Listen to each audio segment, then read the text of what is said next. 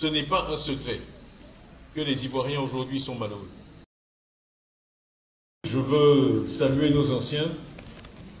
Je citais le ministre Gégé Madi, le ministre Gikawi et tous ceux qui ont contribué à développer, à maintenir la présence du PDCI dans cette partie de notre belle Côte d'Ivoire. Ils ont travaillé pendant des générations et c'est maintenant à nous de continuer et d'amplifier le travail qu'ils ont fait. Je vais dire quelques mots qui sont importants.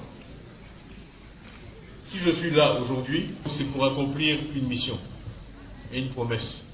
Le président Houphouët-Boigny a libéré la Côte d'Ivoire de la colonisation, de la domination. Aujourd'hui, notre défi, c'est d'avoir l'indépendance économique et d'assurer le bien-être des Ivoiriens. Peut-être vous verrez dans les médias qu'il y a eu une cérémonie ce matin à Yamoussoukro. J'étais avec ma famille et tous les chefs, plus de 200 chefs, sont venus me donner leur bénédiction et me dire qu'ils nous soutiennent dans le combat que nous allons mener pour la Côte d'Ivoire. Donc c'est avec cette bénédiction que je suis venu vers vous, ici, pour cette première visite en dehors d'Abidjan, comme il vient d'être dit. Et ce n'est pas un hasard si j'ai choisi de venir ici. Peut-être certains d'entre vous ne le savent pas, mais j'ai eu une relation très unique avec le président Marcel Zadi-Kessi. Nous avons beaucoup travaillé ensemble. Quand je suis revenu ici en Côte d'Ivoire en 1994, nous avions une crise énergétique aiguë. Et le président Zadi-Kessi et moi avons beaucoup travaillé pour développer divers projets. Ciplel 1, Ciplel 2, ensuite la centrale d'Azito. Parfois, les choses simples ne sont pas remarquées. Personne ne s'est demandé pourquoi, malgré 10 ans de conflit armé en Côte d'Ivoire, il y a toujours eu de l'électricité. Il y a toujours eu de l'électricité à cause des contrats que Marcel Zadi-Kessi a conçus et que je l'ai aidé à mettre en œuvre, qui ont fait que malgré tous les troubles que notre pays a connus, il a toujours eu de l'électricité.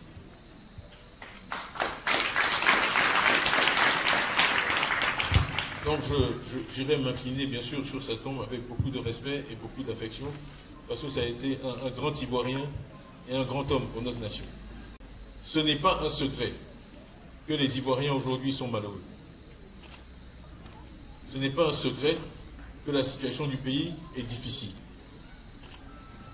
On vous parle de croissance économique, 6%, 7%. La croissance économique, c'est vous qui la produisez. La croissance économique, ce sont les planteurs qui font le cacao, ce sont les planteurs qui font l'EVA, ce sont les commerçants qui sont au marché.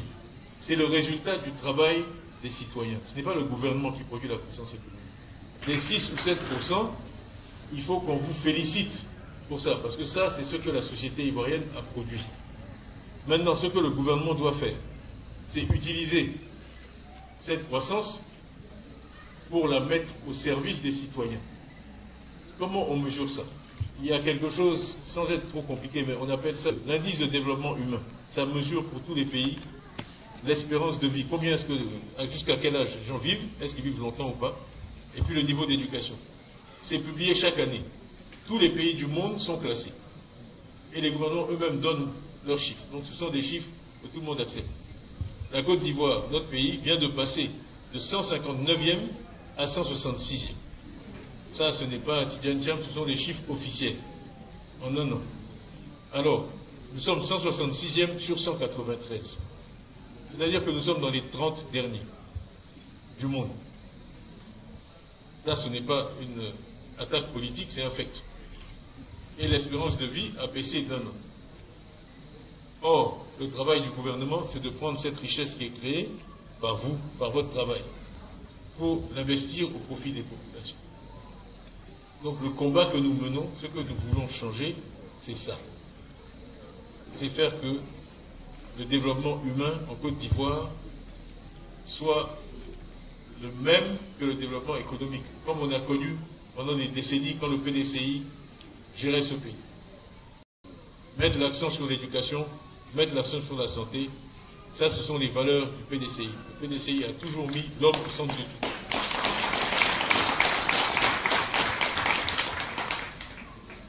Voilà, j'avais dit que je n'allais pas parler trop longtemps. j'aurai l'occasion de vous parler encore pendant ce séjour. Je suis aussi venu écouter et je veux insister que la journée de demain, ce sera une journée d'écoute. Parce qu'avant de proposer des solutions, il faut écouter. Et j'ai voulu venir ici sur le terrain parce que je sais que c'est une région riche, qui contribue beaucoup, mais qui ne reçoit pas beaucoup.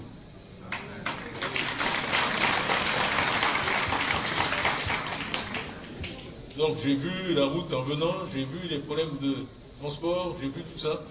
Je veux vous écouter, je veux vous entendre pour que le PDCI, ensuite, dans quelques mois, revienne vers vous pour vous dire comment on va changer tout ça.